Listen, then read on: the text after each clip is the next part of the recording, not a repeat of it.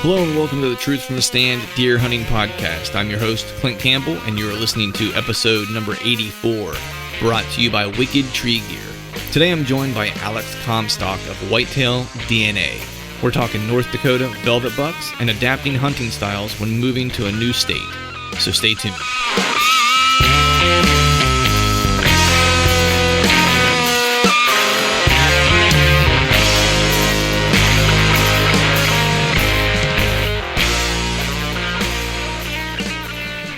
All right. What is up, everyone? Happy Wednesday to you. Hope everyone out there is doing well and enjoying some time outside in the timber. I've actually had a chance to get out this past week, which I took. So I guess let me back up for a second. I'm assuming a lot of you have probably had the same cold front roll through, or I'm using air quotes. You can't see me, quote unquote cold front. This first cold front of October usually gets you pretty excited. I think the one thing I had to remind myself of was that this was not prime time. I might have been a little overexcited, but it was the first cold front of the year, or noticeable cold front of the year, which is cause to get excited. So I did take off a day of work last week. The cold front hit on Friday. There was about a 15, 16 degree temperature drop, and so I took Friday off and hit the timber.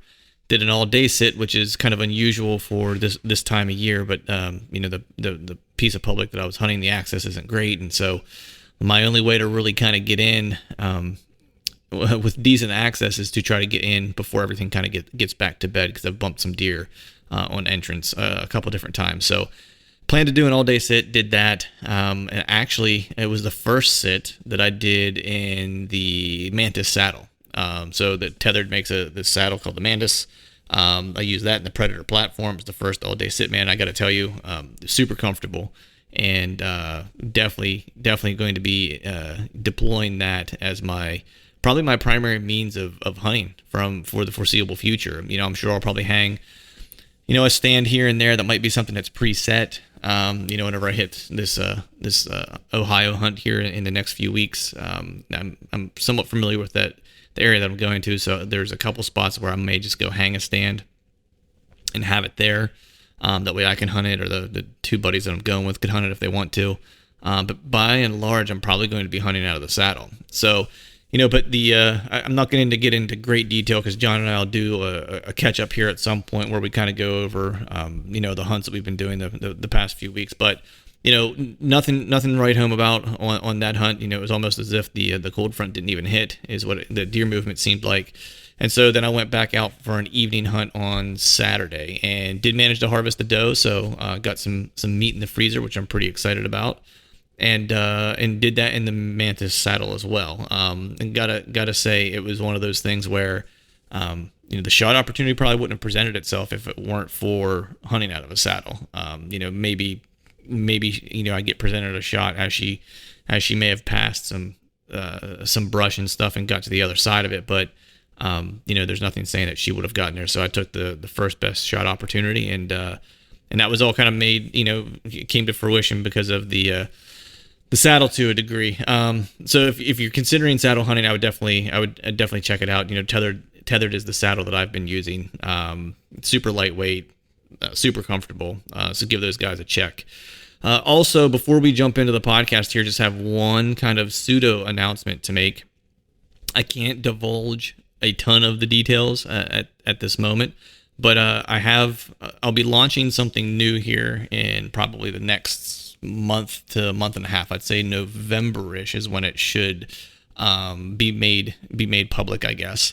So just, I guess, keep your ears peeled for that. I'll kind of provide information as I go, as much as I can, but right now it's kind of at its infancy stage of getting off the ground. So I'm super excited for this, super, looking forward to sharing it with all of you out there that listen to this show. I think you guys will dig it. And I can't wait to bring it to fruition and be able to share it with all of you. But before we jump into the podcast with Alex, let's take a quick second to talk about our partners that continue to help us make this podcast possible. We are brought to you by Wicked Tree Gear, the longest lasting, fastest cutting, toughest tree trimming equipment you have ever used. Simply put, the toughest saws on earth. How tough are they? Tough enough to come with a lifetime warranty. And right now, when you use when you visit wickedtreegear.com, use the promo code TRUTH at checkout and get a 20% discount on your Wicked purchase. We're also brought to you by Exodus Outdoor Gear. The new Exodus Trek is a byproduct of all the consumer voices who have been excited about what Exodus Trail Cameras has to offer, but just can't fit a $200 camera in their budget, and that is okay. A budget-friendly camera backed by the industry's leading warranty is now here. The Trek comes in at $145, has the same proprietary shell design as the Lift series camera, same 5-year warranty, unmatched customer service, photo, video, time-lapse, and hybrid modes, all with a simple line backlit LED display, and you get about 20,000 images on one set of lithium batteries. If you'd like to learn more, head over to ExodusOutdoorGear.com and check them out. And if you like what you see, save yourself $20 and use the promo code TRUTH at checkout. We're also brought to you by Glacier Coolers, simply the world's finest. Whether you're hunting, fishing, camping, you'll enjoy smarter design, stronger construction, and superior insulation of Glacier Coolers. Visit them at glaciercoolers.com, promo code TRUTH at checkout. Save yourself 20%. Now let's get Alex on the line. All right, folks, welcome back to another episode of the Truth from the Stand Deer Hunting Podcast. And today I'm joined by a fellow that I've followed for a while. We've been going steady on social media. Maybe you could say that. I know we've kind of commented on people or on each other's posts and followed what each other was kind of doing. But I'm joined by Alex Comstock of Whitetail DNA. You may know him, of course, from his blog and from his website or some of the videos that he's put out. And he's also an outdoor writer in a couple different publications and a couple different digital platforms as well. But before we dive into some hunting goodies, how you doing, man? Doing pretty good. How are you doing, man? I'm doing all right, man. That's it. So we were just talking before we hopped on here that you got a nice little balmy hunt scheduled for tomorrow morning in the event of the 20-degree range. Yeah, it's going to be a little bit chilly in the morning tomorrow, that's for sure. Yeah, it's I was lamenting, before we jumped on the warm weather here of Pennsylvania. I think I would take that 20-something degree. I always like when I get the opportunity to transition from my subalpine gear into my Fanatic gear. Like that to me signifies like hunting season's actually here. Yeah, I hear you on that. Unless I'm out west, and then of course the hunting is actually in. But usually in the early part of the year, I'll rock the subalpine while I still have some foliage on the leaves, and then transition to my colder gear. And then it really feels like hunting season. Like I'm supposed to be in the tree stand. I'm a little bit bundled up. Right. The nose and cheeks are cold. You're trying not to go to the bathroom while you're in the stand because you don't want to have to unbuckle. So yeah. It's officially deer season then. Yeah, exactly. So I know you of course have the Whitetail DNA platform that you run and you do some videos and so on and so forth. But and I'm familiar with some of the things that you've been up to. But for those folks out there listening that may not be as familiar with who you are, if you wouldn't mind, just give us a little bit of background about where you're from, what you do for a living, and then of course what you're doing in the whitetail world. Yeah, so I'm from northern Minnesota, so I lived up here for pretty much most of my life, and then had moved out to North Dakota for a while, then recently came back. And then as far as what I do for work, I actually run like digital marketing and social media and stuff at a ski resort. Okay. And then, so that's kind of the day job every day. And then, most nights I'm either, if I'm not hunting, I'm writing or I'm editing videos, and I do a lot of freelancing, writing for other websites or magazines or whatnot. So there's always something to keep me busy. Right. Yeah. So it's interesting. We have a similar background in terms of just the marketing kind of aspect of things. So I assume you're also a skier or snow sport advocate. Plot twist. No, I actually hate the winter and winter sports. That's awesome. The owner of where I work, he invented like Rage and Block and Field Logic and stuff back in the day. Okay.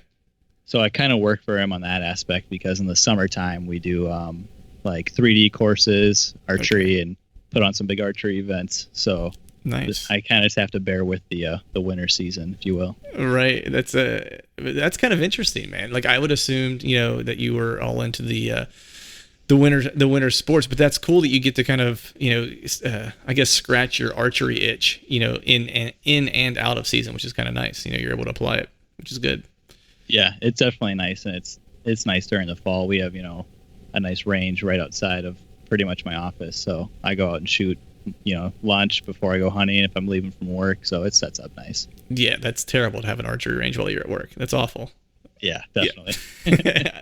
we have a liquor cabinet at my office, and that's about as close as I get to. That's not bad either. No, there's worse things. I will agree with that. There's usually some craft beer and a liquor cabinet at your disposal whenever, which is pretty nice. Working in advertising, it's very Mad Men, I guess you could say. It's that kind of sure. that kind of setup, which is good that the liquor is there, because I used to just keep a bottle in my drawer, at my desk, which was very Mad Men. I had to kind of ixnay that. 3:00, it was like, have a drink at 3. It's I had to curb that a little bit. It always made client calls after 3:00 a little dicey. A little more interesting. Yeah, it could get Western, as some would say. So, but cool, man. So before we jump into well, I guess let me back up for a second. What we want to cover today, one of the reasons Alex and I really kind of started striking up a conversation was first he had a killer early season hunt that we want to get all the deets on and the scoop on. But you had mentioned kind of, you were, grew up for the most part in Minnesota, and then you moved to North Dakota, and now you're back in Minnesota. And so you kind of have an interesting perspective on, how you, I guess, approach hunting in different places, as, you've moved a couple times and kind of had to reevaluate the landscape and kind of remap how you're going to hunt and learn new properties and stuff like that. So I'm always interested when folks kind of have that kind of perspective of hunting a bunch of different areas, and sometimes it's by choice and sometimes it's just by circumstance, right? So I'm always kind of intrigued whenever folks hunt different areas and how they manage those things. But the other thing more recently that we were just talking about a little bit before we jumped on was that you did go down and kind of share camp and was with the folks from the Hunting Public and from the Beast when they were doing their public land challenge. And I wanted to get a sense from you, just around, because we were talking beforehand, and you can talk to dudes, or guys or girls that that have a lot of information to share, that are good hunters and stuff, and you pick up little pieces right here and there. But I was just curious if being with them, like while they were going through their approach and and kind of tearing apart a piece of land and, kind of planning out what their strategies were going to be. Like, what were some of the insights or things that you picked up that you may not have thought, or that you may not have picked up if you weren't with them while they were doing it? Yeah, well, it was definitely, it was a lot of fun and interesting couple of days. Like you said, just being around them, and it's a lot different than just, talking to them. Mm-hmm. One of the first things that stood out to me was just, I think everyone kind of knows how hardcore Dan Infalt is, but it's actually, I didn't even get to see him in the 2.5, 3 days that I was there, because, spot he had picked was a few hour drive, and then he was walking, I think 2 or 3 miles back to where he was hunting, him and Joe from the Hunting Beast, and they wouldn't get back to camp till probably midnight, 1 a.m. So we were asleep. And then usually in the mornings that I was there, me, Zach, and Jake, and we would get up in the morning and go hunting. So we would be up at 4. And they would sleep until 7, 8 o'clock, and then go out and do the long drive and the hike and scout and hunt all day. And so over the course of 3 days, I didn't even see them. So that kind of stood out to me. When some people kind of think they put in a lot of work, but that is just, the proof's in the pudding. One of, Joe was able to shoot a nice buck while I was down there. So that was definitely kind of eye-opening to me. Nice. So were there any things, like, just in parts of the conversations that you heard where you were like, something where you were like, oh, that's interesting, I wouldn't have thought of that, as they were kind of talking about their approach? Was there anything that kind of stood out in that regard? Well, like in Dan's case, you think deep, and they were talking where they were finding spots that were a mile and a half back, and they weren't even considering that, like, quote unquote, deep. They kept going deeper. And like, even when you think you're a mile and a half, or even if you are a mile and a half back and you think you're deep enough, if, they hunted, I don't know exactly where, but from, the first to the second to the third night, based on the sign, they kept pushing deeper and deeper and deeper until the sign was like, you need to hunt right here. And by then they were 3 miles back. So, man,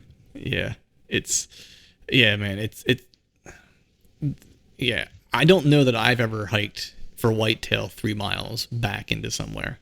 I could sit here and say with 100% certainty that I haven't. Yeah, I could say factually I've never done that. So Yeah, not that far. And that's just, because the other thing is too, is like, I would probably, and this is just me being completely honest, it's like I would probably get a mile and a half in and go, this sign looks really good. I'm going to set up here.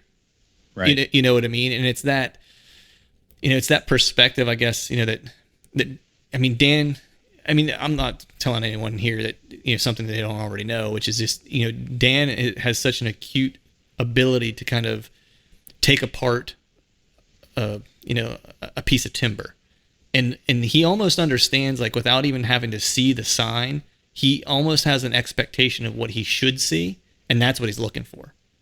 You know what I mean? Whereas, I think a lot of times where I might fall short, and it might be the same for a lot of folks. I'd be interested to see if you feel the same way, where it's like, I don't go in with a good enough expectation or understanding of what I'm anticipating I should see. I just go in and I see something that seems good to me because I don't have a context. And I'm like, oh, this looks great. I'm going to set up right here. Where in fact, like, what I'm looking at might be decent, but it's probably not the best that piece has to offer. Well, I think that's in large part why he was traveling so far. I mean, I wasn't there on their day 1 and 2, but from what I was hearing is that he showed up and, expecting one thing and pretty much wasn't satisfied with it. So then he sought out the next best, and that happened to be a few hours away. So Right. Yeah. Which I think most people in that instance would just kind of deal with what's there, but oh yeah, they were, their little rule was just got to be in driving distance, and well, he was driving even if it was 3 hours. Right. Yeah. It's quality over quantity, I guess. You know what I mean? It's like I'll hunt less, but the hunts I'll get in will be better. Is I guess the approach.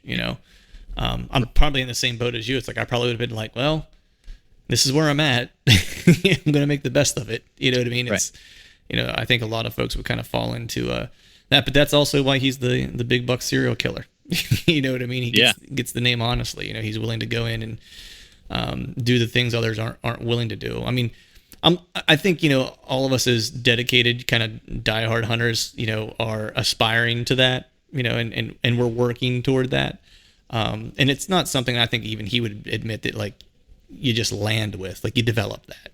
You know right. what I mean? It's something that kind of, as you go and you mature as a hunter, you start to get a little bit more comfortable with winging it to a degree. And you're not truly winging it, but like you may not know exactly what you're going to run into, but you know well enough what you're looking for, and what you're looking at isn't what you're looking for. So let's go ahead and make a move.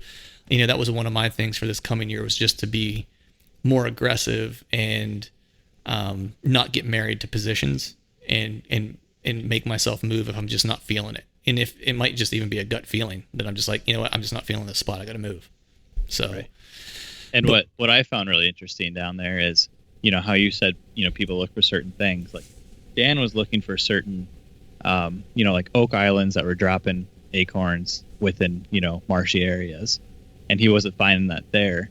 And then, like Zach and Jake and Aaron and them, when they're usually looking for those spots that are, way back, just pretty much avoiding the pressure. Mm-hmm. And down there really wasn't that much pressure, so they were pushing way back when they really didn't need to. And so the first night that I was there, everyone's hunting, like Garrett from DIY Sportsman was down there. He was hunting a mile or two back on one of the nights. They were going way back. And then first night I'm there, I went on this alfalfa / like grass field, and I was 300 yards from the truck, and it was the only one to see a buck that night. And so and then we started hunting that area a bunch, and I passed on 2 nice bucks the next night, and I was 400 yards from the truck. And so I think what was eye-opening to them and to me as well, I mean, to see that when there's not the pressure that you expected, you don't necessarily need to be pushing way back. Mm-hmm. And so, like they were talking, if they were to come back and hunt it in November when there's a lot of people back there hunting, or gun season, it might almost be easier because you can kind of pinpoint those spots that people aren't going to. Mm-hmm. And then you can get back in those pockets that those deer are kind of going to, because there's no pressure there. So that was kind of interesting to me too. Yeah, that's kind of cool. I mean, it's one of those, because again, not to harp on things that Dan has said, but those classic overlooked type of places, right, that people just don't think about. And no one would think of, like, I'm going to walk 400 yards from my truck and this is where I'm going to set up and hunt and I'm going to have a great hunt. But the interesting part of that too is that it's as you had mentioned, that later in the year it might be different, but that early part of the season is, I think, kind of, it's in some cases really, I think sometimes easier to hunt and sometimes a lot harder to hunt. I think it's all dependent upon what type of terrain and habitat you have access to in that whatever chunk you're hunting. We all know, of course, if you can get in early, whether it's a state, and we'll talk about your North Dakota hunt here, but if you can get into a state that opens relatively early, that you can still get on their bed to food pattern and stuff like that, and you have a deer that you've watched and you have some information on, it's like those can be really fun hunts, but they can also be a higher percentage hunts, right? Because you have an idea of what's going to happen. He's still on a kind of a predictable move, a predictable pattern. Yeah. But in the early season, if you don't have those dedicated kind of food sources like that, and you go into places that don't have that, it becomes a lot harder to kind of determine, like, well, where are they feeding every night? Where is their specific food destination? There's not a food plot or a field or whatever the case might be. So you're really having to kind of understand bedding at that point, because that's really what you have to hunt then. You know what I mean? Right. Which is what those guys really kind of all specialize in is that type of bed hunting and stuff like that, which is critical, I think, that time of year. And it's interesting about the pressure too. It's like it might have been easier with more pressure because it would push those deer, like I think you were saying, Zach was saying, into more predictable areas. Yep. And I think even like I'm experiencing now in hunting this one swamp in like more of a suburban kind of setting. And it's interesting because like areas you would think would be ideal because they're around people, it's not, which is weird. And I think part of it's because they're just around people all the time. Like they're not, I don't feel like they're nearly as, I feel like they're almost more curious than they are leery of certain like sounds and smells, if that makes sense. Yeah, totally. Because I had one of the shooters in there kind of creep up on me as I was cam locking my stand to the tree because I was making a little bit of noise scraping the bark, and I think he literally just heard that and was like, huh, what's that? And just started walking in. He never saw me, never smelled me. He just stood at like 35, 40 yards and looked and was trying to figure out what that sound was. And then he couldn't see anything. So he just turned around and walked away. Right. And now back on our family farm, in central PA, man, like you hear a deer hears a piece of bark scrape, man, and they're in the next county. You know what I mean? Like that's just like, you're not going to see that deer again, but right. Well, cool, man. So speaking of the early season hunts, man, I want to jump into this North Dakota hunt, man, because it's something, in all honesty, is something I've always wanted to do as an early season Western hunt. So definitely a little envious. One of the things I'd like to do is also tag a velvet buck. It's one of the things, actually, John, that usually co-hosts this thing with me. Yeah. It's one of his goals is to get a velvet buck, and he had a great hunt this year, and just it didn't come together for him, which was a bummer. So definitely a little envious of your velvet hunt, but I definitely want to jump into kind of the more specifics of this. Before we do that, I want to just kind of get a sense from you, set the stage for us. Like, of course you mentioned it's in North Dakota, but give us a sense of like the terrain that you were in, what the habitat was like. Was it public? Was it private? And just the overall size of the parcel that you were hunting.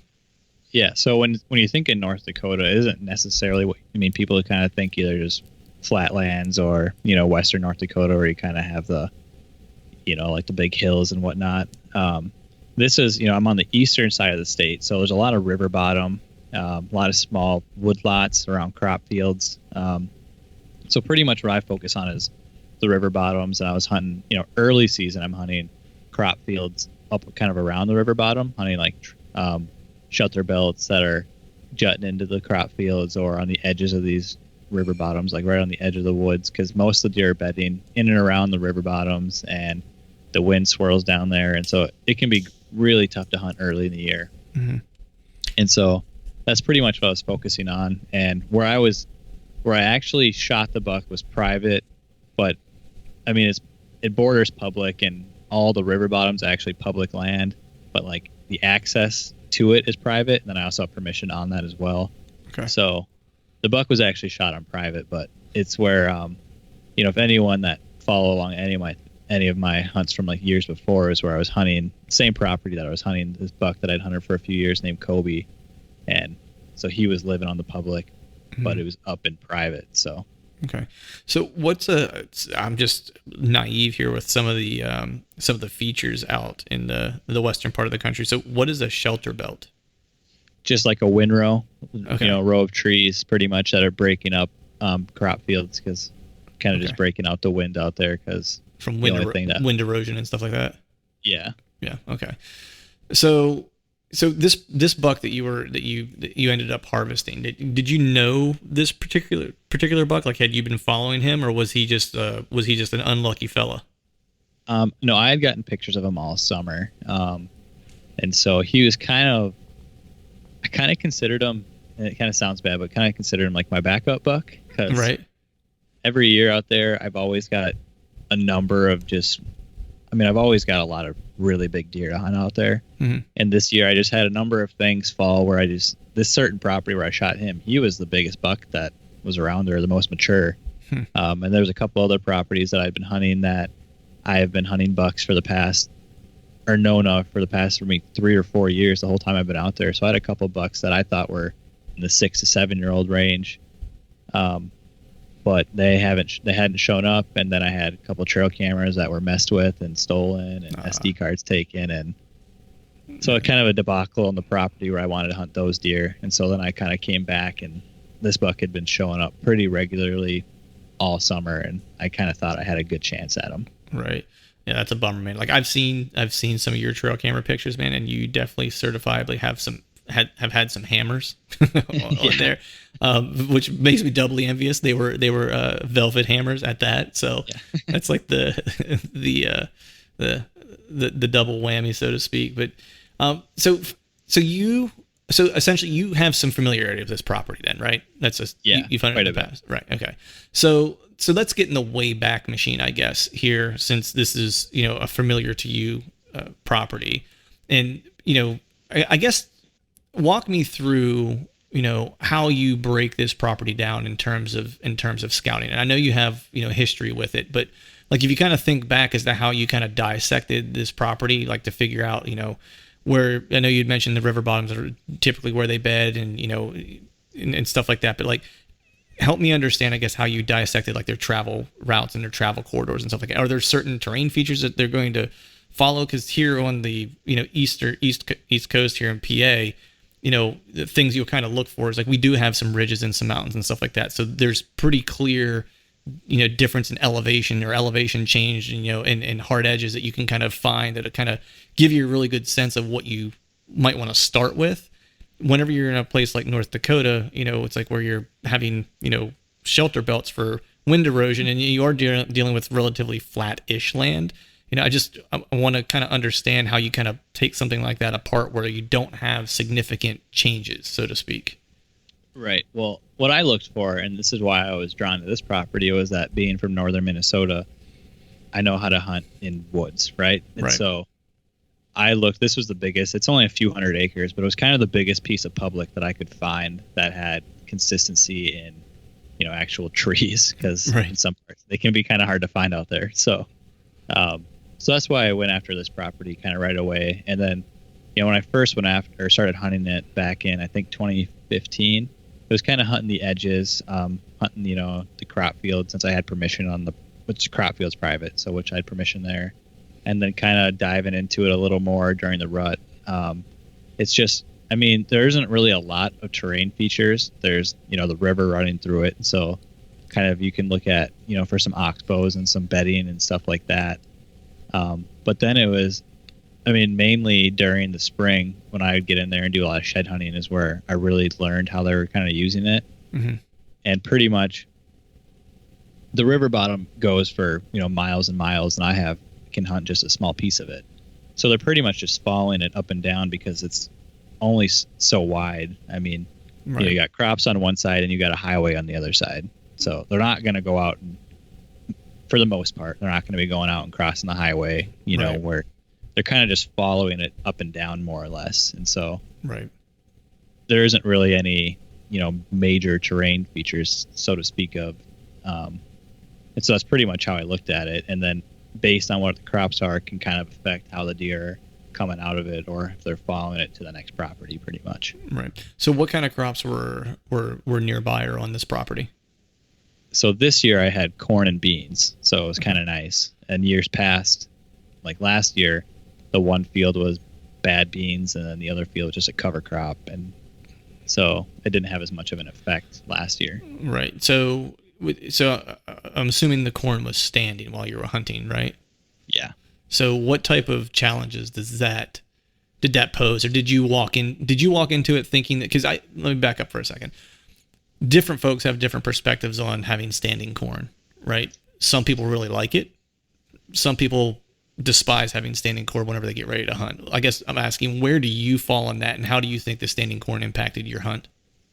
So going into it, I was more on the positive side because I figured, last year when I was hunting it, I was thinking in order to kill a buck, I had to get into the woods, into the river bottom, because it was just open for so long, they wouldn't be coming out in daylight up into the crops. But now with that being standing corn, I didn't even touch the woods this summer. I just left it alone. And I thought with the corn that it would provide more security cover, because there was just, it felt a lot more secluded, it's back on a little, they call them prairie roads, just a little access road pretty much, so I could drive back there. Right. And then with the corn, it felt secluded, and then having the beans, right next to it, I thought that was good. And we'll get into it more, but where my stand was on the edge of standing corn, beans, and then I had fruit trees all around me. So that's terrible. Yeah, it was an awful setup. Yeah, I kind of fall under the camp of, I fall into the camp that usually the corn, by the time I can hunt any of the areas that I have that have any significant agriculture, is usually all off, because PA comes in October 1, September 29th, just depending on how the weekends fall and stuff. And usually the corn for me is down by there. I kind of fall into the same camp as you, where it's like I don't mind it being up, particularly if some of the farms kind of adjacent to us don't have corn. Just because, as you had mentioned, it's just another level of security. It provides, incredible side cover, bedding, of course. They can kind of eat and sleep all in the same place, which is, great for keeping deer safe, from neighbors, until it comes down. Now I will say, I've had instances where the corn has just kind of stayed up, and was taken off really, really late in the year. And I didn't like it necessarily if it stayed up for too long.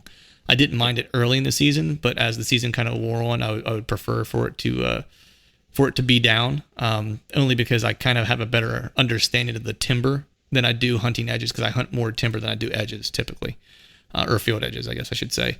So I'm definitely more comfortable hunting back in the timber. I get, which is odd, because I get a little lost whenever I start getting close to field edges. Yeah. Odd enough. You would think it would be the easier type of hunt, but because they're so vast, it's like they could literally pop out anywhere, and so, but if I'm back in the timber, it's like I kind of have an idea of like they will really only travel these handful of corridors, or these handful of pinch points, or these handful of places that are going to make the most sense. So it kind of, for me, it narrows down my options, and I can be more focused on my stand locations. But so I'm just curious, man, like, and we were talking about cameras. How do you use, for this property specifically, then just in general? So how do you use trail cameras in general? Like, are you running off of the most recent intel? Is that kind of how you like to hunt, is, look at your trail camera data and figure out what's happening and then make a move? Or are you more of the mind of kind of playing the long game and looking at trail camera data over the course of, previous year, maybe even the year prior to that, to watch a specific deer? Or even if you're not watching a specific deer, using mature deer as kind of your pilot, knowing that mature deer in general will kind of act and use similar terrain features, because those are the most safe and logical places for mature deer to use, the things for them to use. So how are you kind of using your trail camera information? Yeah, so it all depends, but out there, I kind of do both, right? So if I was hunting, let's say the property this year that my camera had gotten messed with and everything, if I would have gotten pictures of one of the bucks that I had been hunting or known of from the previous years, then I would have, once I knew he was there, I would have combined the data that I already had going in from this year, and then would have used, previous year's data of when he showed up in daylight, that first week of season, what were the conditions.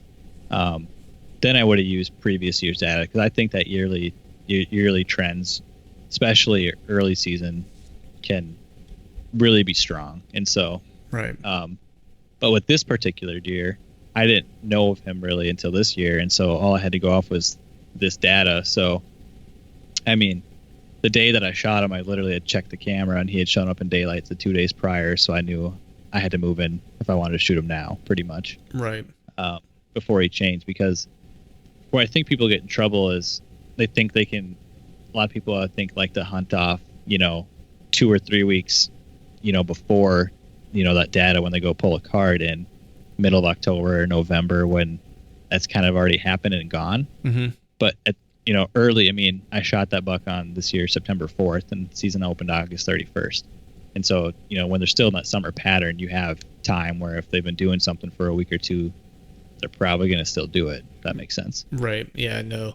I mean, the perfect storm is having, historical data on a critter, and then getting some validation real time in the present to make a move. Right. You know what I mean? Like, that's the crown jewel, so to speak. Me, I kind of, PA is one of those states where it's a challenge to get a deer to make it from year to year, to get past even 3.5 is a good mature deer in PA. A lot of 2.5-year-olds, but if you can find a 3.5-year-old, like you've done pretty well. And so I've kind of played hell trying to find a deer to kind of look at from year to year, because it seems like they always, they don't make it through. I've only ever had one where I was able to hunt for 2 years. So what I've actually started doing is more using the trail camera data from years past, and kind of looking at my older age class deer, whatever that might be in PA.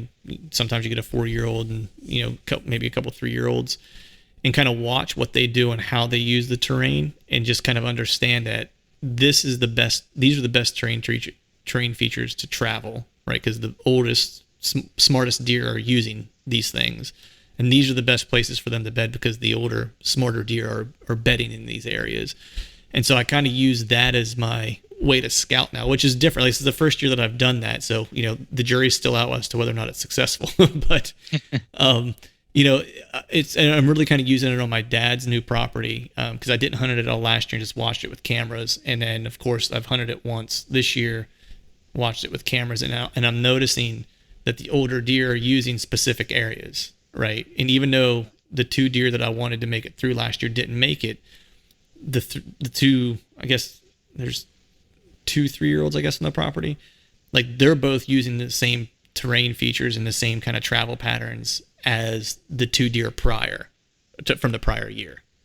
So I started kind of using them as like the guinea pigs to kind of figure out how they use things. And then I basically hunt features as opposed to specific deer, if that makes sense. Yeah, totally. That makes a lot of sense. I can see where that could probably have some success with that. Yeah, it's just it's my kind of way of trying to combat the pressure of like a heavily pressured and hunted state, and still trying to put myself in the best scenarios to have, the sightings and encounters with the best deer, the most mature deer. So that's kind of the approach. Like I said, we'll see how it plays out for this year, but so far the trail cameras are telling me that it's still kind of holding true, but we'll see. Yet it remains to be seen. So the next thing I want to kind of talk about a little bit is you alluded to it earlier, was your stand placement, right? Because this stand placement, when I was watching the video and you were describing your stand placement in the video, and I was like, dude, this stand placement is money. So if you wouldn't mind, just kind of walk us through the stand placement, but also kind of like what was going through your mind as you were kind of selecting where you were going to set up. Yeah, so I've had a stand in that spot it's been in that tree since I've been out there, so 3 years. And originally when I had hung it 3 years ago, it was pretty much an observation stand. So I was then what was a cornfield was, I don't remember what it was. So it was picked beans when I hung it, but I could see forever. I could see where deer were popping out of the woods, out of the river bottom. And then I've only hunted that stand a couple times over the years, because I pretty much didn't need to then. I was hunting all in the woods. And then this year, when I saw that, when I came in to hang cameras in July and it was corn, I was like, holy smokes, that spot could be good if the other field is beans. And when I got down there, it was. And then the trees that were around it, since I've been out there, have never produced hard mass. And then all of a sudden this year, I think I had 5 or 6 apple trees and a plum tree all within 20 yards of the stand. So nice. And it was just caked in deer poop. So nice.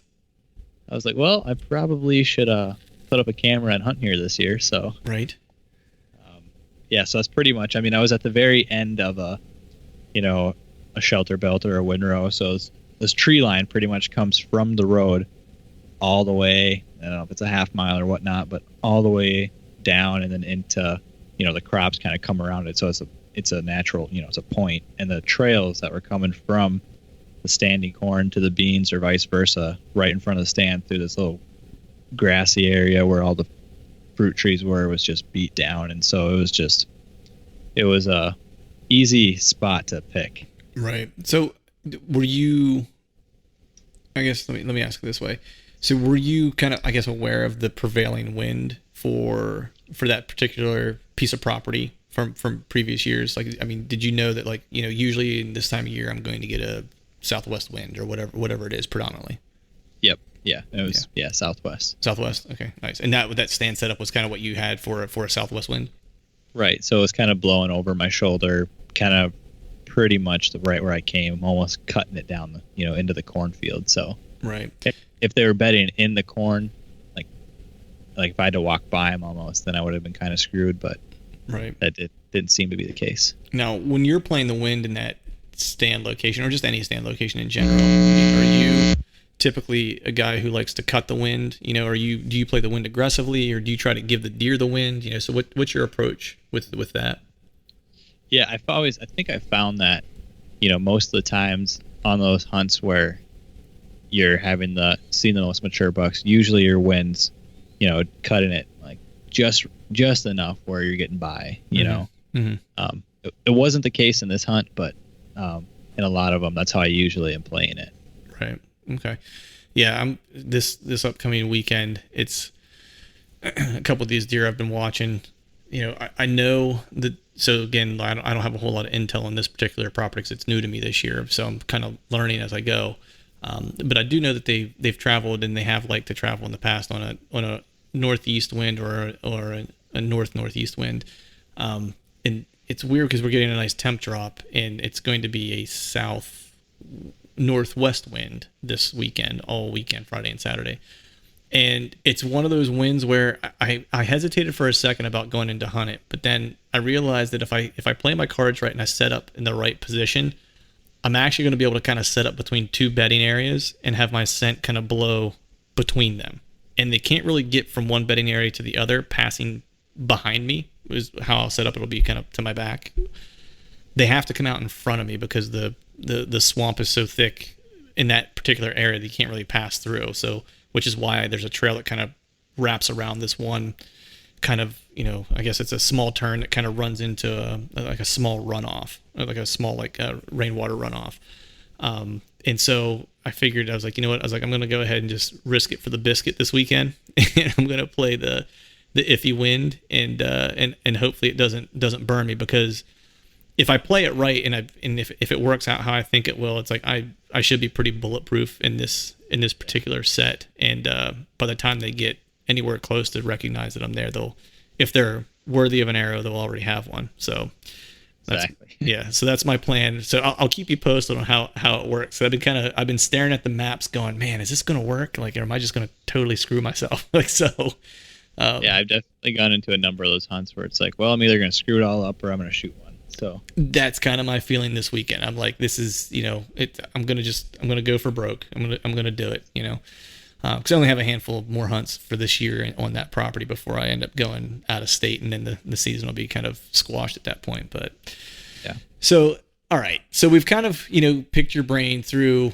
kind of how you chose your stand location, how you kind of located, target this deer, what the scenario was in terms of the habitat, terrain, and all that stuff on this property. Now I want you to kind of walk through walk through the hunt with me. So, what was the plan once you got to your hunting location? How many days were you planning to be there? What was the total trip, encompassing in terms of days? So the plan was I got there on Thursday, and I was going to hunt Friday, Saturday, Sunday, Monday, Tuesday. So I had 5 days to hunt. And I had, spots picked out where I got there, that Friday season doesn't open till noon. So that morning I went through and checked cameras, and I had left my best spot alone because I had the right wind based on yearly data. And then when I went in there to hunt, my stand had been stolen. So that had screwed that up right away. Yeah. And so then my plans were to pretty much, I wanted to bounce around this one property that is completely separate to where I actually shot this buck. But then on the second day of the hunt, I got really sick. It was really, really weird. I mean, I got the flu or something bad, and I was pretty much in bed for half the hunting trip. Jeez. It was pretty brutal. So I tried going out one night, went out to the stand that I ended up shooting this buck out of, and sat for like 20 minutes and then pretty much couldn't do it. And then so pretty much that brought me to Tuesday, which was, I mean, most of the hunting trip was a waste for me, and I thought it was kind of a loss, and I was pretty bummed about it until that last day when I went in and was able to shoot them. Man, yeah, I saw watching the video. You looked pretty peaked the one day in the in the stand, dude. You were quite a trooper to crawl up in a stand, because I don't know that I could do it necessarily. I hunted once with walking pneumonia. Yeah, and I wouldn't go to the doctor until after my hunting trip. So I hunted 3 days in the rain with walking pneumonia, and then ended up at the emergency room, which was a lot of fun. And I didn't kill anything that year either. No, actually I did kill anything, and I about lost a lung trying to drag that deer out. So the things we do for deer. Yeah, exactly. It was ridiculous. Though I went to the doctor, he was like, he's like, what's wrong? I was like, well, when I work out in the mornings, I feel like I'm going to pass out. He's like, yeah, it sounds like you have concrete in your lungs. And I was like, oh, so I was like, so that's good. Great. Yeah. I was like, awesome. Cool. So what were the weather conditions out there, man? I mean, did you get decent weather? Was it ridiculously hot? Like, what was the scenario with that? No, it was actually pretty good weather conditions. I mean, deer movement wasn't amazing, because I was there in camp with a few of my buddies that I came out with, and opening night, one of the guys saw a couple really nice bucks. Mm-hmm. But yeah, I mean, overall, it was, I want to say in the evenings it was in the 60s, and usually out there that time of the year it's I've hunted when it's in dang near 100 degrees. So right. So let's talk about the approach now. Like, so now walk me through, you're sitting in the stand, it's like, you're in your best spot, right? We talked about the stand setup. You got some fruit trees around you. You got a little ag, you got the southwest wind that you've got your stand set up for, so that your wind situation is right, but you were kind of feeling, like poop during this trip, you know what I mean? And thinking to yourself, you've probably wasted some of your best days hunting, laying in bed, not feeling well. Right. So talk to me about like, that hunt, the day of the hunt, like the approach of the deer through the shot, like how did it all unfold? Yeah. So I'm gonna actually quickly back up to the day before, because it almost never happened, because the day before, that Monday, I had went out and hunted where my buddy had seen a couple of shooters opening night, and everyone else had already left at that point. And I went out there, didn't see a single deer, and I had packed up his blind and was, about this close to just driving straight home that night and saving a day of vacation for the rut or something. Right. And then for whatever reason, I just decided, I was like, you know what? I'm out here. I took the vacation. I'm going to hunt. And so then that next day, which was Tuesday, the 4th, I went around, checked a bunch of cameras, and there was really just nothing going on, all nighttime movement. I was getting bummed. And then I went and checked the camera that he was on, and he had been in daylight the night before, and then the day before that in the morning. And I was like, that's all I got to go off of. So that's where I'm hunting. So then I pretty much had checked that camera, walked back to the car, changed, got all ready, and then walked back out to the stand. And then I'd gotten set up fairly early that night, and it was pretty cool. I mean, it was cool enough because I had to put on my sweatshirt. So, right. And then I think it was about sunset that night was at. I think you could legally shoot until about 8:30 if I remember correctly. Wow. And it was about 8:00, so probably right about sunset. I looked out into the bean field, and just there he was standing at about 60 yards. I don't know where he came. I'm sure he was bedded in the corn because this cornfield kind of wraps around. So he kind of popped out of that into the beans. And then when I first saw him, I kind of got my camera on him, and I actually didn't know if I was going to shoot this buck. It was one of those deer where I was like, well, I'll decide when I see him type of deal. Right. And as soon as I saw him, I put my binos up, saw he was in full velvet. There wasn't, a doubt. There wasn't a doubt in my mind. It was no question I was shooting him if I could. Right. So then at that moment, I started to get, super excited, and they kind of calmed myself down, and then he just kind of came on a rope to me, and I knew that he was coming into, I don't know if he was going to eat apples or plums that night, but he had his pick. Yeah. So he started coming at me, and then he pretty much closed the distance from about 60 yards to 20 yards, and not that long. And he had turned and was broadside, and I had drawn back, and I film all my hunts, and I'd looked at the camera, and he wasn't in frame, and I've never done this, but I was like, I felt super confident about it, so I let down. Oh man. And got the camera back on him, and I was like, oh boy, please don't have screwed this one up. Right. Because I'm one who usually I love to film, but when you self-film, for me, the camera doesn't really dictate whether I shoot or not. Right. In this instance, I just felt confident enough that I'd have enough time. So then he proceeded to come directly underneath me. It was all in the apples. It was underneath me for probably 10 or so minutes. So at this point, I don't know how you are, but everyone's different. When you got a buck that you want to shoot right there for so long, for some people, they'll calm down in that time. I'm the opposite. And so with every minute that goes by, I'm like, come on. And I'm just freaking out a little bit more and more, having to calm myself down. Right. And then finally he had walked. So what he was going to do was, I think he was going to cross right in front of me in the corn and pretty much walk up probably the way I came in. And he got to where I checked the trail camera, and he started, doing the head bob and sniffing on the ground. And I was like, all right, he's picking up on my ground scent right now. So then I was getting ready. I didn't know what he was going to do. And he kind of just wheeled and kind of bounded back into the beans. And he only ran about 20 yards, turned to his left, and started walking at a quick pace. And so then I kind of put my camera in a spot.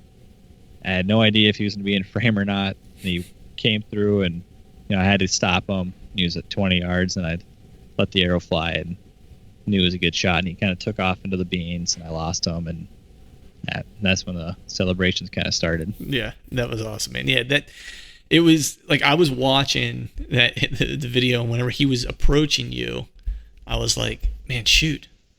And then he got up under your tree, and I'm like, oh man. Yeah, a little risky. Yeah. But it's funny that you mentioned that, like, people react differently, right? Because, like, I mean, I honestly, and I don't know if you're the same way, but I prefer when something's approaching, like I prefer for it to happen like right now. Like I don't instantly. Yeah, like I want to see it. I want to have to draw back, and I want to have to release an arrow, and I want it to all happen within like 30 seconds. You know what I mean? Like that's whenever I actually perform the best, is when I don't have to kind of analyze it necessarily. The deer I killed last year was that way. I mean, I only saw him for, it was maybe a minute. You know what I mean? Maybe a minute and a half total. The year before that, I didn't even see him. I heard him, and from the time that I heard him till I saw him was probably 30 seconds, and an arrow was gone. You know what I mean? Like that was it. And I probably only had visual of him for 10 of those 30 seconds. And I think that comes down to preparation, right? I mean, you feel confident in yourself and you're prepared. You kind of just fall back on what you know, and in that instant, you can make it happen. Yeah. Where some some people that maybe if you're not as prepared, it might be a little harder for you to do that. Yeah, yeah. I definitely, it's one of those things where if I just have to, it's almost like you go in, like, I hate saying the word killer because it's just like a weird word, but like in those instances, like I feel like I go in like predator mode. You know what I mean? Where it's like everything else kind of goes away and it's just predation. Right. That thing Yep. I'm going to dispatch that thing. You know what I mean? Like, Yeah. That's what's going to happen, because I faintly remember anything that happens between like the draw and the release. You know what I mean? It's Yep. kind of odd. And I've heard other people talk about it and they kind of do the same thing. And it's not that I don't control my shot, but it's just that it becomes so part of me that I don't even really recognize that I'm doing it. But it's interesting because that same hunt that I killed that deer in Ohio, the day before I blew an opportunity and I watched a deer for probably 30 minutes. He approached and it was great deer, classic, nice big Ohio deer. And he came in following a doe and was ripping up trees and, making, a scene, trying to impress his lady friend. And, and I watched him approach for like 30 minutes, just watched him. Yeah. At first I got real worked up. And then it lasted so long that I actually got to the point to where I was like, this isn't even going to happen. So why am I getting worked up? Yeah. I had convinced myself that it wasn't going to work. It wasn't going to happen. So then I just relaxed. End of that story was I ended up grunting him back in, but he snuck in on me and came in behind me. And I thought he was still following the doe. So I grunted one more time to try to get him to come back because I was watching him rip up some trees in this brush below me. And then he went silent. And then whenever I grunted to try to get him to come in, I didn't check my surroundings, looked to my left, and he was standing at 20 yards watching me grunt. So blew that opportunity. But it was one of those things where it's like I had completely calmed down because I really thought it wasn't gonna work out. But right. So yeah, I prefer the short ones. So last question for this, for this one, of course you recovered the deer, and great velvet buck. You were super pumped. I was super pumped for you. Super little envious as well. But what do you think for this particular hunt? Like, what was the key to this hunt? Why do you think that you were ultimately successful in this trip? I think two things. The first I'll just say is kind of just persevering through kind of like anything that'd be negative, because it would have been real easy for me, not to try to toot my own horn by any means, but just to kind of pack it in and go home. Because I mean, when you're down in the dumps and you're really not feeling good and you're sick, and then everyone else that you're in camp with ended up leaving because for whatever reason work, that they weren't seeing enough deer. I don't know to tell me it was work, but I have my other thoughts.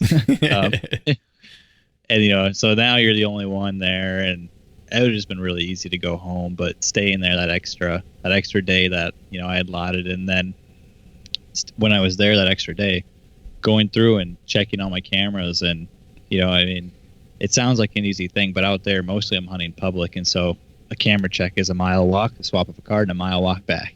Right. Yep. So doing all that and then getting that that up to date data that, all right, well, this buck was in daylight 2 days prior. It's September 4th. Any day he could shed that velvet, and once he sheds that velvet, I mean, they practically become a different animal. Yeah. And so that recent data and just going in after him and getting in the stand that night, and I think those were probably the two things that I think helped me get that deer for sure. Yeah, man. I think people underestimate the power of a positive attitude when you're hunting. Mm-hmm. It's real easy to get negative real quick, and it becomes Murphy's law to a degree. It's like I love the quote, whether you think you can or you can't, you're right. You know what I mean? And that's and that's so applicable to deer hunting. It's like if you're sitting in a tree stand, any guy or girl who consistently harvests mature deer, I don't care about how big, but just mature deer. The one thing that I've found like in common with all of them, whether it's Enfault or whether it's the guys from the hunting public, or whether it's a guy like Cody DeQuisto or whatever, they will say, if you're in a tree stand and you don't think that's a tree you're going to kill out of, then what the hell are you doing in it? Oh yeah, for sure. You know what I mean? And it's and it's that kind of thing where it's like, you have to think you're going to get it done and that you're right and that you're in the game. Because if you don't think that, then you definitely aren't. Right. And if you don't think that, even if something does happen, you're not going to be mentally prepared to do it. Yeah. And So yeah. Yeah, exactly. Well, that's awesome, man. So I want to shift gears now to the last kind of part of our conversation here, which is, kind of taking a look at, how you approach hunting some of these different areas. Because, as you'd mentioned, you're from Minnesota. You were in North Dakota, I think you said, for a couple years, right? Yeah. And then you had moved back to Minnesota, which, and I'm not sure at what ages these moves occurred and stuff like that, and where you were at in terms of like your hunting career, if you will. Right. So I'm always interested to get, pick people's brains about how they approach different areas, because moving, I was just thinking to myself, I was like, man, if I just picked up and moved to like, Idaho or North Dakota, whatever, you know what I mean? Like from Pennsylvania, It's like, man, that's a slap in the face in terms of like having to kind of relearn how to hunt an area, because everything's different. It's not like moving from Pennsylvania to Ohio where it's like, it's kind of the same. You know what I mean? It's like a lot of the same type of terrain features. Some of the mountain ranges in Ohio are a little bit bigger, like the river, especially if you're hunting near rivers and stuff like that. You can get into some decent mountain ground in PA, but some of the public land out there gets a little woolier than in Pennsylvania, so to speak. But you're going from states where it's like, I would think that parts of Minnesota might be very similar to what you would find typically in the Midwest, where you have some hardwood, you probably have some swamps, you have some ag, and then when you go to North Dakota, it's like you have some woods, but then you've got these ag fields and these strips that help wind erosion, and then you've got nothing. Yeah. You know what I mean? So I guess talk to me a little bit about, when you moved. I want to go back and forth, if you don't mind, between the two, because you have experience in both places. So, what was your first step in starting to figure out, your new home state as you moved back to Minnesota? Before we continue our conversation, let's talk about Wicked Tree Gear saws. Hardcore deer hunters need hardcore tools. Do yourself a favor and check out Wicked Tree Gear, the toughest hand saws and pull saws on earth. You buy it once, you buy it for life, backed by a lifetime guarantee. Right now, if you use the promo code TRUTH, you'll save 20% on your next purchase with free ground shipping. So head over to wickedtreegear.com and get a saw that's tough enough to work as hard as you hunt. Okay, you want to start at when I came back to Minnesota just recently? Yeah. So when you came back from Minnesota, because we'll assume North Dakota was home for the past however many years, and that Minnesota was kind of the new frontier for you the most recently. Right. Okay. Well, I'm gonna to give a little backstory. So before I moved out to North Dakota, I moved out there when I was 20. It was my sophomore year of college, I think. Okay. And so it was kind of before I moved out there. It was right as I was really learning about deer and getting into it. I mean, I didn't start bow hunting till I was 15. And so in Minnesota, all the bow hunting experience I had was either in the real big woods, or I'm in a city hunt as well. So like, suburban, behind houses, using baseball fields as your funnels. Right. And so when I went to North Dakota, it was like a shock. But then when I came back to Minnesota now, after kind of, I kind of like found myself as a bow hunter and really came into my own, I think, out in North Dakota. Mm-hmm. So when I came back to Minnesota, it was definitely another shock, because I went from, out in North Dakota, you're walking, mile to a tree stand, you're way out in the middle of nowhere, like you were saying. And then when I come back to Minnesota here, I mean, I'm hunting actually now a lot of this similar areas to where I was hunting when I was younger. I mean, in my high school days, pretty much. Mm-hmm.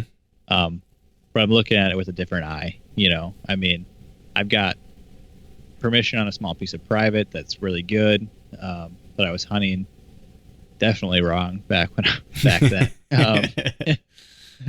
I've got a lot of big woods public that I'm still learning now, because back then I really didn't know what I was doing, and now I kind of have an idea of what I'm doing. Right. So it's a lot of just learning and adapting to change, because we can get into this more, but the way deer act, in my urban spots compared out in North Dakota are, vastly different. Right.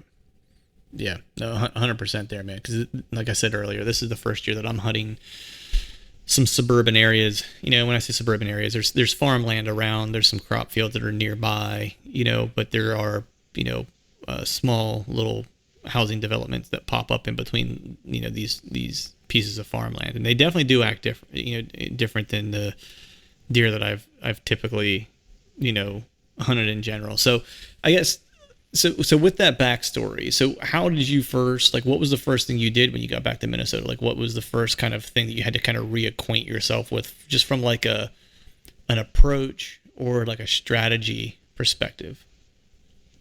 So when I first came back to Minnesota, it was pretty much just where are the deer, more or less. Right. And then after that, it was kind of I had ran a bunch of cameras just trying to locate mature bucks, because I moved back during, it was pretty much a year ago, next week. Mm-hmm. So October of last year. And so it was just a lot of bouncing around, figuring out, because with the suburban hunt that I do, which is what I mainly focused on last year, you have assigned zones. Mm-hmm. And so when it comes to public land, I can only hunt certain areas. Mm-hmm. And then when it comes to, you can get permission wherever you want, with private. But last year I didn't do that. I had just done the public and kind of tried to bounce around, and wasn't very successful, and really had nothing to show for mature bucks last year. Mm-hmm. And then this year, going into the summer, I started just going down my contacts and going, who do I know that has land? Where can I want to get some private property around, because the public is just, it's really tough when in the urban spots. Mm-hmm. And then at the same time, it was all right, I want to start learning these big woods. And so I started getting cameras up, doing a lot of scouting in the summer. And then for the urban stuff, I started reaching out to people. And then I thought of a property that I had permission on back in the day. And then I had lost permission when I had left. Even if I had stayed, I would have lost it, because the landowner where I was hunting, he was an older guy, and he had passed away, and his son had taken it over to the house and stuff. And pretty much him and his family didn't want me hunting there because of the kids and whatnot, and they're scared of arrows flying around or whatever. Yeah, there's random arrows that just fly around. Yeah, exactly.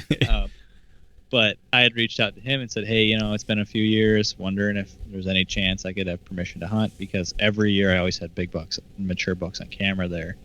And he's like, well, why don't you come over and talk with me and my wife? And so I went over there and talked with them, and I think they just wanted to be comfortable knowing kind of who I was. Yeah, sure. And gave the backstory, told them what I do, just to help, I at least know somewhat what I'm doing. You know? Right. And so then they re-gave me permission, which was huge, because this is just a small 12-acre piece, but it's got a couple oaks on it, and it's just this. It gets a lot of pressure around it, but no one's hunted on. The only person that's ever hunted this property in the last 8 years is me. Right. So, and I haven't been there for 3, so that's been a really good. Well, hopefully it's going to be a good spot. I've got a couple pictures, or I've got a couple different bucks on this property that are would be my biggest buck that I'd ever shoot for sure. Nice. Yeah, man, it's funny because some of those little suburban, small suburb pockets, man, they have great deer, because a lot of what you encounter is exactly, or folks encounter is exactly what you encountered, where people who own the property don't want people hunting it, for a variety of reasons, whether they just don't understand and think it might be unsafe for them or their kids or whatever, or maybe they just don't like hunting, or whatever the case is. Right. And so these deer just get age on them, man, because they're not being hunted, they're not being pressured. The one thing that I found too that I think has been helpful for me, just kind of thinking of having similar situations, right? I live outside of a metro area in Philadelphia, and so I hunt the public permission kind of parcels around here, right, where I have specific places that I can hunt that are public, and it's public access, but permission hunting by permission is, I guess, the way you could frame it. Right. And so what I tried to do was just seek out what looked like to be the crappiest land possible. You know what I mean? It was hey, nobody wants to hunt the swamp because it's going to be full of mosquitoes and undergrowth and just nasty stuff, and there's no designated food source nearby. I was like, give me that one. Right. I was like, because no one's ever going to walk in it. I was like, and that's kind of what has held true. And then whenever I see some of the deer that I'm getting on camera, I'm like, man, it's clear nobody has hunted in here, because this is Pennsylvania, and anything that has, a relatively, not even, I won't even say a sizable rack, a legal rack is going to get shot most likely. Right. And the deer that I'm seeing in here are like, there's one that's, I think the youngest one that I have that's a full like rack buck is probably 2.5. He might be 3.5. And then there's 4 other deer in there that are all 3.5, and the one I believe is 6. And for PA, that's a crazy old deer. It's an mature deer anywhere. Yeah, you know what I mean. And I'm saying 3.5 for the other ones, but I'm thinking they're probably 4.5-year-olds, at least 2 of them. And this is literally kind of like you, man. It's like, this is a 25-acre piece, right? It's not hundreds of acres or whatever. It's just they've got everything they need in that one little spot to stay safe, and that's where they like to stay. But so, I mean, you kind of mentioned that you're focusing on, you have a piece of private ground, but you're also kind of focusing on the big woods. So what are you thinking of? I guess let me ask it this way: like, how much have you hunted big woods in the past, and what's your experience with big woods, or is this kind of your first like foray into it? My big woods in the past is pretty much just limited. Okay. So like I go up to deer camp every year, like for rifle season, but I don't really rifle hunt. And so I'll kind of go out and hunt with the guys or see it, or bow hunt out there. And so it's definitely very limited. Like I've done it some, but not to the extent where I actually dove in and I'm learning, trying to figure out bedding areas and where they're actually, before it was more of just go pick a spot out in the middle of 10,000 acres and sit. Right. And so now it's more of trying to really hone in and, narrow these spots down and trying to figure it out more. Right. Yeah. I've hunted last year. I hunted like a legit big woods setting, and it was a tough hunt. I mean, big woods hunting is definitely, the guys who are able to get it done consistently in the big woods setting, man, it's like there's something different about them. Oh yeah, I totally agree. And that's why even now, I mean, I'll be honest, that's why I gravitate to even my more urban spots, because it's small pieces. It's I'm out of the truck and the stand in 2 minutes, I mean, sometimes I can see the truck from the stand, or I'm looking at backyards, but there's a lot of mature bucks around. Right. Yeah. And I like, it's easier to do that opposed to having to drive half an hour and then 4-wheel another half hour and then walk another half hour. Right. I mean, yeah. And then maybe see a deer if you get lucky. Right. Yeah. I mean, for me, it's, I've been fortunate where the past couple of years I've gotten to kind of get a mix of everything. You know what I mean? Where I hunt around where I live, near Philadelphia, it's like for convenience. It's like I hunt some of the, public land that's around here. I do have access to one really small private parcel. When I say small, it's 3 acres that borders public land. And then, and I recently this year got some other permission on that, public ground, but private hunting permission. And that's kind of what I hunt around Philadelphia. So it's a little mix. In the public land around here, like the bigger blocks, like whether it's a state forest or whatever the case might be, they aren't huge, so I wouldn't classify them necessarily as big woods. And then I go back home and I hunt, and we have some family property and that I do some habitat management stuff on and stuff like that. So that's always kind of fun to hunt that. And then usually I take a trip every year, or I do take a trip every year to Ohio, and that's usually where it becomes a little bit more of a bigger woods setting. Where I'm going this year, which I've been to in the past, isn't as much. It's more hunting like ridges and like bottoms and stuff like that. Yeah. But last year where I was at was, a very large tract of big woods, which was cool. So it's like I've gotten to kind of do all of it, which is really fun. And the big woods thing is just, it's really cool, man. But you got to have, as you were saying earlier, with the perseverance, man. It's just like it was an 8-day hunt, and I saw 3 deer in 8 days. Yeah. You know what I mean? And it's like, and that's kind of like what you got to have the stomach for. It's like, you're not going to get run over by deer, but if you find the right areas, man, it's like they can grow some great deer, because they're just, like you were saying, there's not a lot of people who are going to hike that far back in to find them. So yeah. the age structure a lot of time is right, so, but, so what do you do differently, man, in this setup here in Minnesota for your trail camera strategy? Like, do you kind of, have the same approach, or do you set up, in different types of areas, so how are you using trail cameras now versus how you typically would use them in North Dakota? Yeah, it's pretty much the same. I mean, now I'm just trying to establish. I mean, there's a lot of cameras that I've got out now that I'll check, but I mean, a lot of that data will be more useful to me next year, because this time of year you're not really. I mean, like my small private property, I'm checking the camera every so often just to make sure those deer are still around, but I'm not necessarily hunting based on what the camera tells me. If that makes sense. Right. No, that totally makes sense. So I mean, it's still pretty similar. Right. So, I guess how do you anticipate now that you're kind of, what I'll call local to Minnesota? How do you think your hunting strategy will change this year and going forward versus how you've hunted in the past, based on a new area and kind of what you're figuring out with the different types of properties you're hunting? Yeah, I think it'll just be more of trying new spots, doing a lot of running and gunning, and really just trying to figure out, picking these properties and figuring out what works. Because out in North Dakota, after a couple of years, I had it pretty much pinned down where, yeah, I still had to do the work and check the cameras and figure out where these deer were, but I could have guessed pretty much, all right, well, I'm going to be sitting here in September. I'll be probably bouncing around here in October. You know what I mean? Right now, I kind of, you asked me what I'm going to be doing next month in Minnesota. I have really no idea yet, Nice.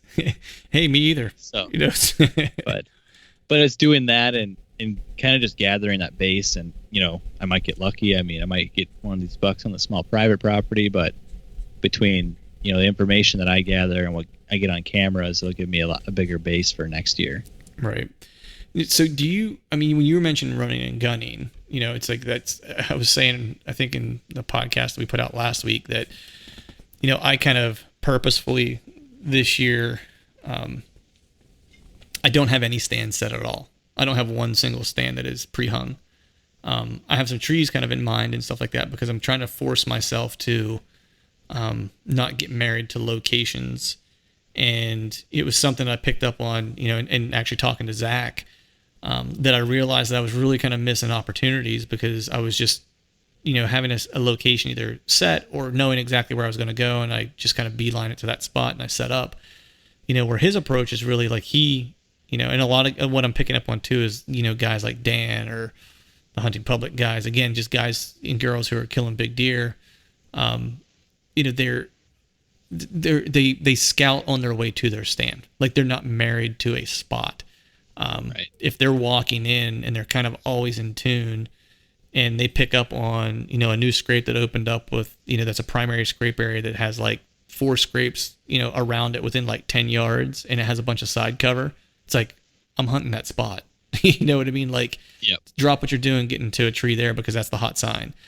I'm trying to do more of that. So, when you say you're doing a lot of running and gunning, are you really trying to scout like as you're hunting and as you're walking in?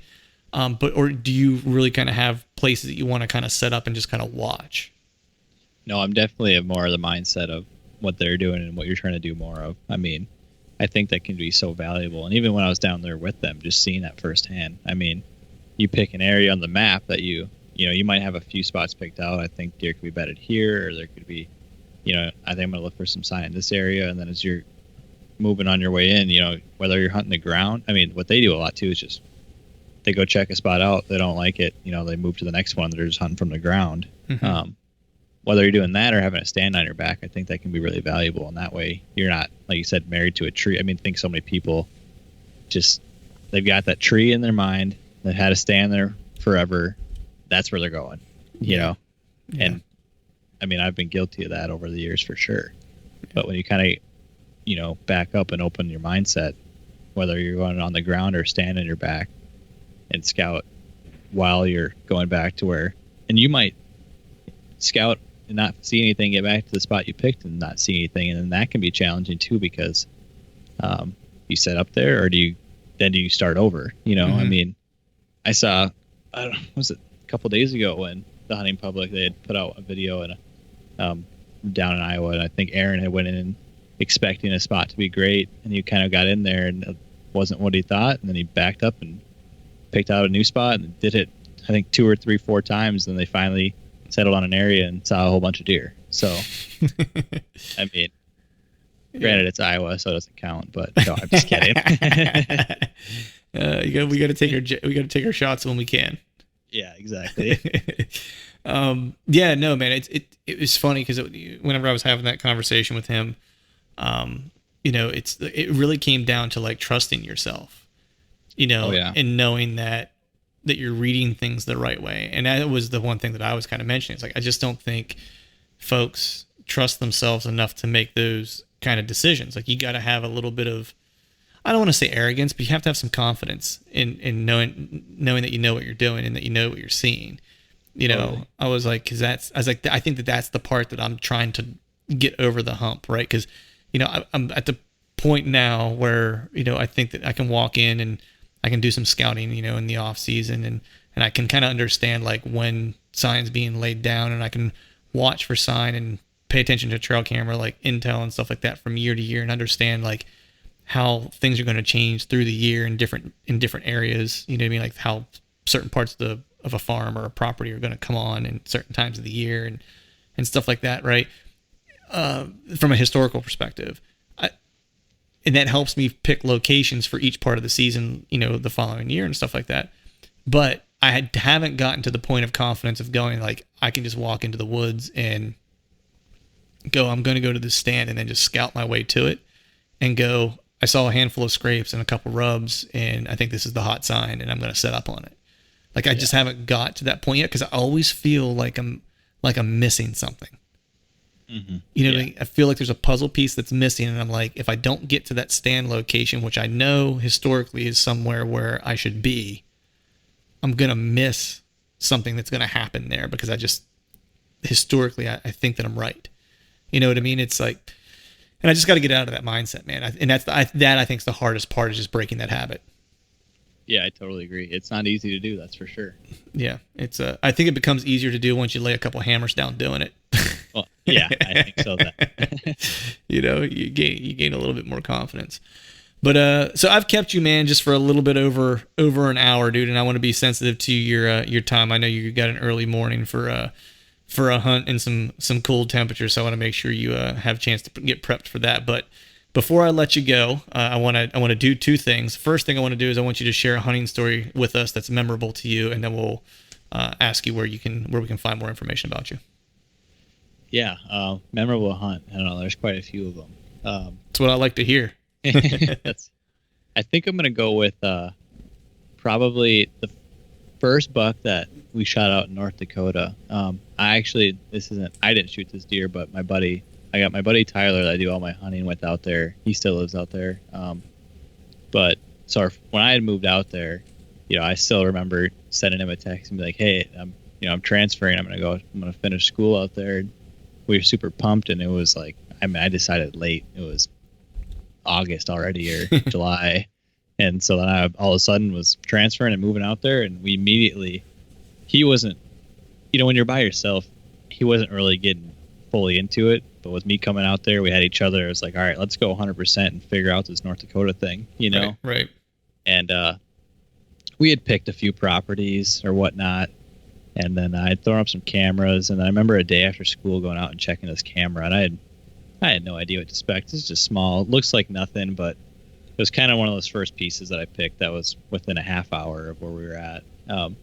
Checked this camera, and I almost fell over when first buck I got pictures of. It was this giant. He ended up being, I think he was 182 or 181. He was so big, and I'd never really seen a deer that big before, right? Or even got a deer that big on camera.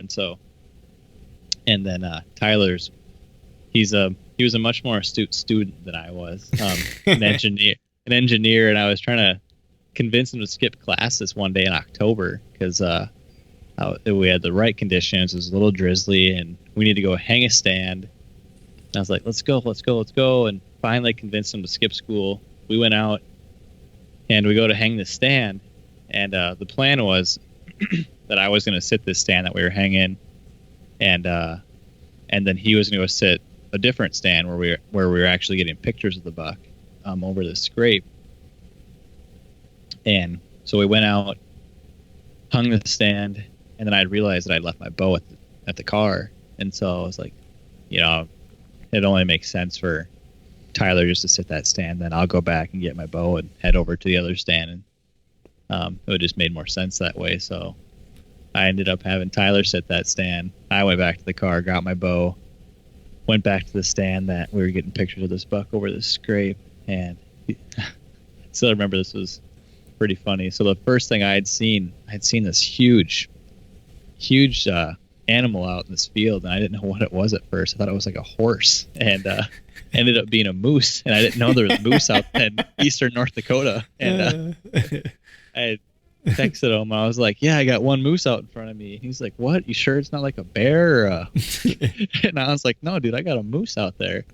And I was like, "You see anything?" And then I remember him texting me, "Yeah, I think he had seen 9 or 10 at that point, small bucks and does." And I was like, "Oh, looks like I originally picked the right spot to be." Right. And as I was climbing out of the stand that night, I was like, "Oh, I didn't see any deer." I'm climbing out, and as I'm climbing down, my phone starts buzzing. It's him. And I was like, still whispering like, "Hello," and nothing on the other end. And I could like practically hear him hyperventilating. And it's just, and he's just like, and I was like, "All right, well, meet me, where there's a spot where these two trails kind of came out." I was like, "Meet me there, and then we'll talk about it." And so I was like, "What happened?" And he's like, he could not speak. And it's like, all he just, when you're doing like with your hands, like trying to show how big a rack is. Yeah. He was this big. He was this big, and just put his hands out as far as he could. And I was like, was it the one we got on camera? Was it Trips? And he's like, "I don't know," but he was this big, and just like his facial expression, and just, it was his first buck with a bow too. Oh wow. And just, I mean, I'll never forget that night, because he could hardly talk, and being able to experience that, and then going back into town and giving it some time, because I was like, "Well, where'd you hit it?" And he had just zero clue where it hit. Right. It was right at last light. And so then we finally went back with a buddy, and it had been raining all day, and so we had to walk. It was about a mile walk in this just muddy pick cornfield, just awful. And we get back there, find the arrow, and the blood trail was like, following the yellow brick road. I mean, it was just caked. We walked up on them, and we had to cross this little creek, and seeing that buck laying there was that, that memory that, like, almost like a photograph in your head just sticks with me forever. And seeing him experience that it was pretty special to be a part of that, and to think it kind of epitomizes what hunting's all about. Because when I tell a story to people, they always go, "Well, weren't you pissed because you were supposed to be in that stand?" Because originally I was going to sit it, but I'd forgot my bow back in the car. And I was, no, not even a little bit, Right. Because you're just as excited for someone else, you're a really good friend to shoot something. So I think it kind of just ties in all aspects of hunting, and it's one of my favorite stories to tell. 100%, man. Like, it's funny that you mentioned that at the very end there, because I was thinking that as you were kind of wrapping it, where I was like this is a great story. Like, this is what it's supposed to be about. You know what I mean? Of sharing those types of experiences with, people that you're friends with, people that you love, that you care about, and it's not about a competition. And of course we all want to kill nice deer, you know what I mean? Like, that's what you go into the woods for, you know what I mean? But at the end of the day, it's like, you can't begrudge someone else's success. You should be happy that they're finding success. It's it doesn't do you any good to begrudge or try to just discredit someone else's accomplishments. You know what I mean? Right. And especially when it's how would you feel if it was reversed and all of a sudden your buddy's pissed at you because you shot a buck that you guys were hunting together? You know? Yeah. It just doesn't make any sense. But, well, cool, man. Like, before I let you go though, man, I want to make sure we give the folks out there a chance to learn more about where they can to follow you and find out more about you. So if you wouldn't mind, let us know where they can to get a hold and follow Mr. Alex Comstock. Yeah. pretty much just whitetaildna.com. It's got everything there. Facebook, Instagram, YouTube. I'm really trying to build up YouTube lately and get more video work out. I'm trying to keep it up this year with kind of the semi-live-ish format, getting hunts up a couple days after they happen. Pretty much right there. Nice, man. Well, hey, I appreciate you coming on and sharing the hunt with us and talking about your transition from North Dakota back to Minnesota. Good luck to you this year, and good luck on those suburban properties, man. I might have to shoot you a couple text messages of those swamp donkeys I'm chasing so we can kind of compare notes. Yeah, for sure. I'd totally be down for that. All right, brother. I appreciate your time. All right. Thanks, Clint. You have a good one. All right, folks, that is a wrap for today's show. I'd like to thank Alex for joining us, and of course, like to thank all of you for listening. Be sure to follow Alex on Instagram. Check out his blog, Whitetail DNA. I'll, of course, place both of these links where you can find him in the show notes. Also, if you haven't yet, please head over to iTunes and leave us a 5-star rating, and be sure to subscribe to the podcast if you haven't already done so in iTunes. We'd be super appreciative if you'd be able to do those two things for us. And before we shut this thing down, we need to give a big shout out to our partners that continue to help us make this podcast possible. Wicked Tree Gear, Exodus Outdoor Gear, Trophy Ridge, Ozonics, Obsession Bows, Tecomate Seed, Glacier Coolers, Ramcat Broadheads, Trophy Taker Rests, and Dead Downwind. And until next time, we'll see y'all. I could show you through the door. I ain't welcome anymore. Long time coming, if it all. It takes a special knowing to color for damaged heads, broken letters. Rationalize yourself in numbers, but I